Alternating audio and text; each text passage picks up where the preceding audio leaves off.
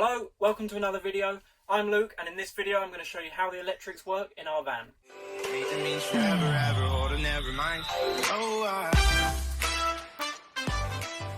So before I start, I just wanted to say that I tried once again to keep these videos short and hopefully not boring, but it seems to be another video of mine on a subject that has a lot of information.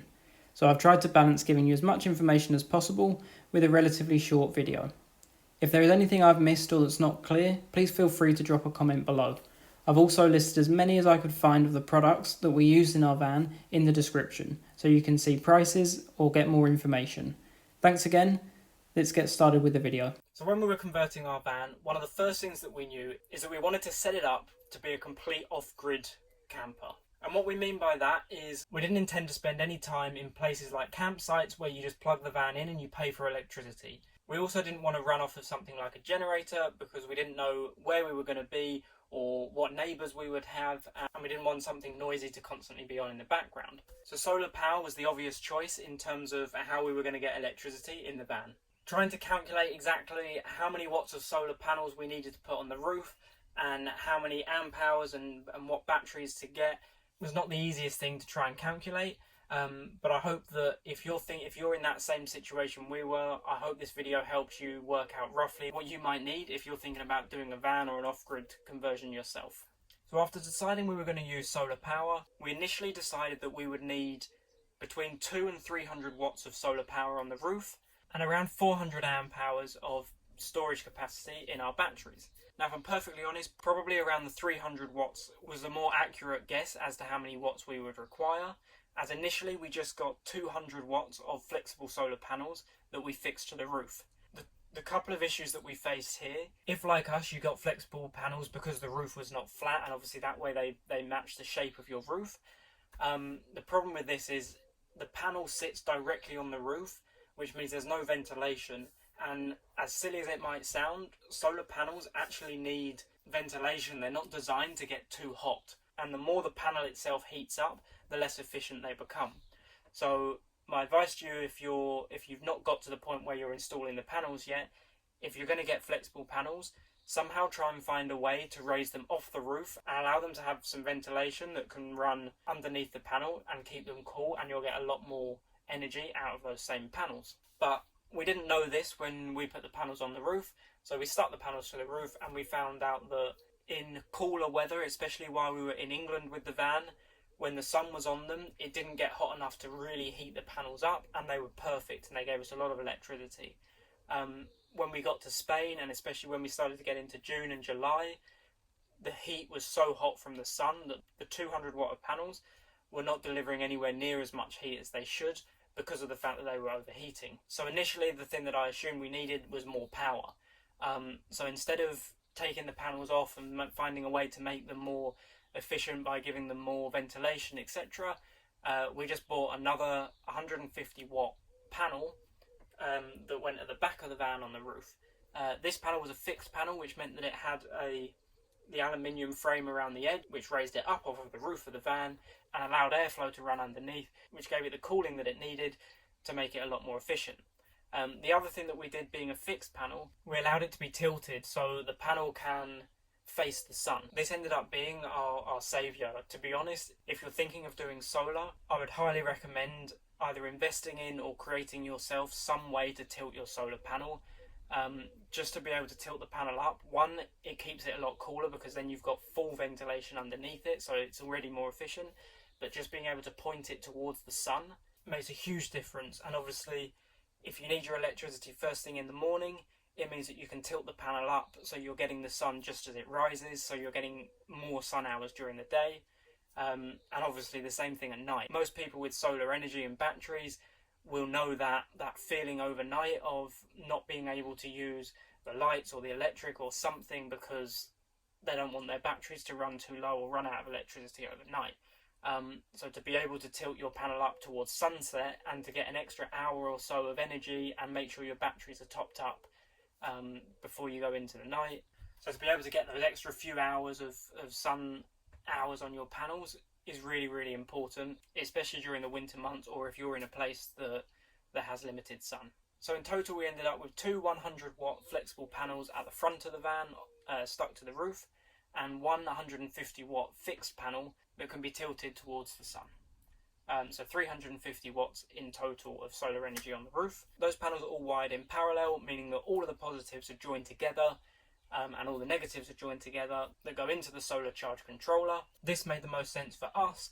As I say, our panels are split between the front and the back of the van, and from what I read, the biggest issue with wiring in series is that if one panel ends up in the shade, or one panel is faulty or becomes faulty, then you're not going to get any electricity. So for us, the easiest option was just to wire all the positives together, all the negatives together, directly to the charge controller.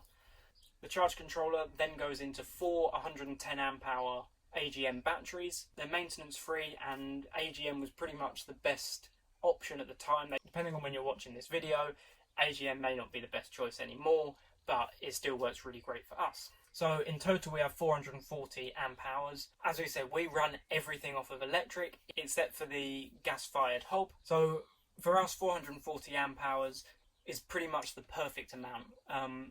We like to be where it's hot and where it's sunny, but obviously everywhere can have storms and cloudy days, etc. But with 440 amp hours, it's enough to run our phones, our laptops, and anything electrical that we need. And our biggest power consumer is our fridge. It's only a small fridge, but it does use the most electricity, and it's obviously something that's always plugged in and always turned on. But with the amount of amp hours we've got, it's perfect. So even if we've got cloudy weather for, say, a whole week, we'll have more than enough power to give us everything that we need. But like I say, everything else pretty much runs off of 12 volts. So all of our lights are LED lights. They all run directly off the batteries at 12 volt. Our water pumps are 12 volt. In terms of powering phones and cameras and most of the other stuff, it all runs off of just a USB socket, which runs again off of a 12 volt supply. The sound system does run off the inverter, and then we just have a normal extension lead plugged into the inverter, which gives us a 220 volt sockets for laptops and anything else with a normal domestic plug on it. So while I've got the van more or less emptied out while we're tidying everything up, I'm going to show you all of the different electrics that we've got in the van. Okay, so the first thing to show you is underneath the sofa at the back here is where we keep all of our batteries. So this is where pretty much all of the electronics live.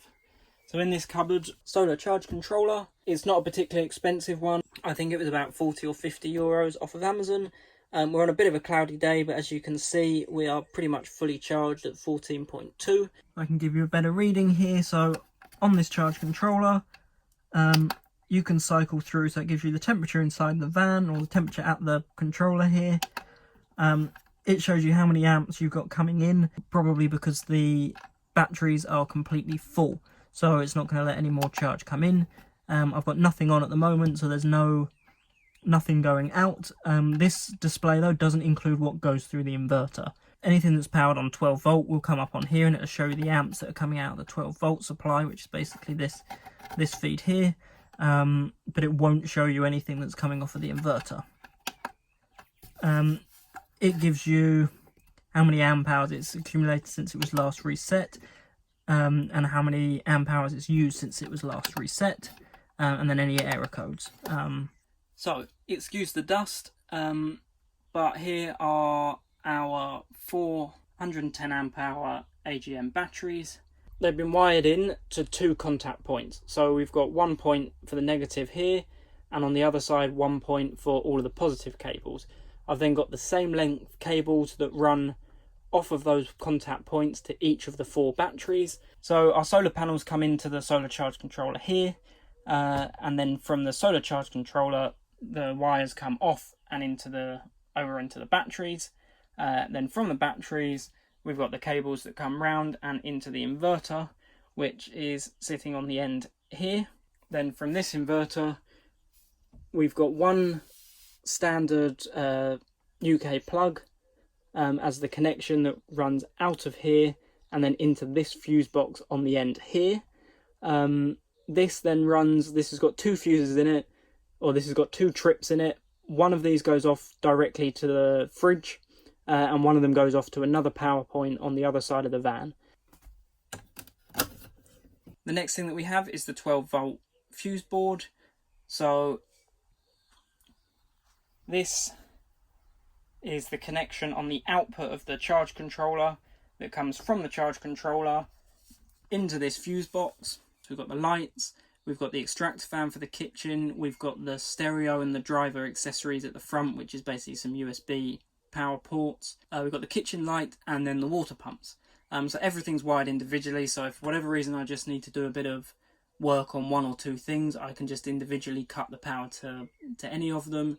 Likewise, if anything did have any issues or overheat, etc., it would just trip one of them, and that way obviously I know what's gone wrong and where to investigate, etc. So in terms of lights in the van, we have the two spotlights in the ceiling, which are controlled by the switch on the right. So if we turn that switch on, the spotlights in the ceiling obviously come on. Then the switch to the right is the switch for the kitchen extractor fan, but then the extractor fan itself is controlled by the switch under here. The other switches we have here is for the water pumps, so if I flip this, the water pump will turn on. They're self-priming pumps, so once you turn it on and the water pressure builds up, it'll then automatically turn off, and then you just use the tap as you would normally. The reason why we've got two is because the top one was for the normal water and the bottom one was for the drinking water tap. The gas, as I said, that runs off of the inverter, so that's just plugged in behind the kitchen units. We've got a plug down the bottom for that. And that's pretty much it for the van. As I said, we do have a cupboard down the bottom here, and that's just got a normal extension lead plugged in so that we can run things like the laptops and whatever else has got a normal plug on it. Then coming down the front, so this unit here is kind of the control center for the van. So the voltage at the bottom there with the one with the M on it, M I put on there for motor, so that's the engine. So at the moment we could probably do with topping up the starter motor batteries, because that's on 12.6. The leisure batteries at the back are on 14.4, so they're fully charged. So the main reason that this is here is because I took this unit that we had fitted out. So the voltage sensitive relay, as you can see on there, it would come in when the voltage is over 13.7, and it would cut out when the voltage is less than 12.8. So the idea of that device is when the batteries at the front, so the ones that are currently saying 12.6, as soon as they go over 13.7, i.e. when the engine is on, it would automatically start charging our leisure batteries. Although that's good, I didn't want to necessarily be charging off of the motor all the time.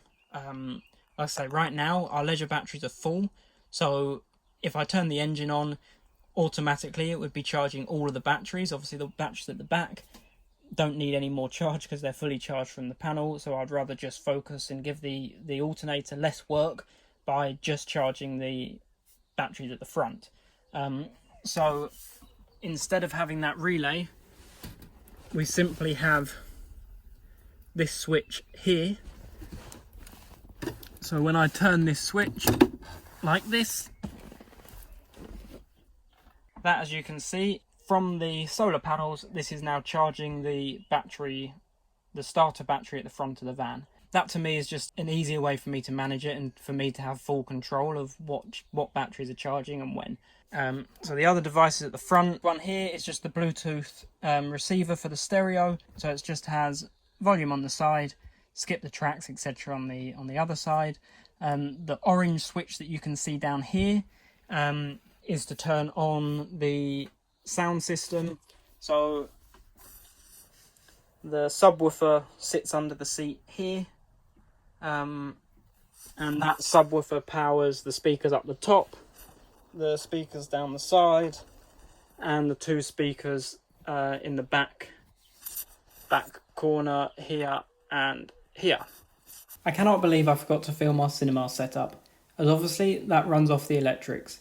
The projector itself has its own battery and will last for a whole movie and a little more, but it can also be charged from a USB or a normal plug that I've wired up into the ceiling. The cinema surround is the sound system I've just showed you that we also use for music while we're driving. If you've not seen my other videos, here's a quick demo of the projector in use.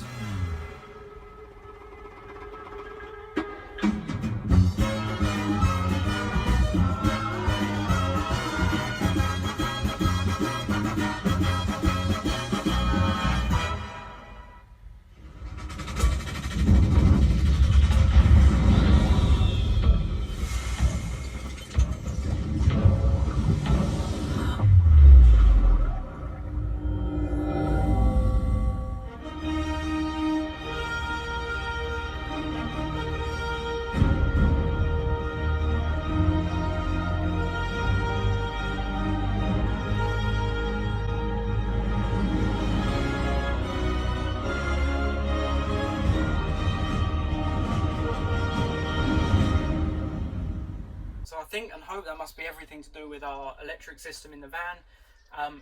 If I've missed anything or if you've got any questions, just drop them in the comments below. Thanks as always for watching. If you haven't already, make sure you subscribe to the channel for more videos like this.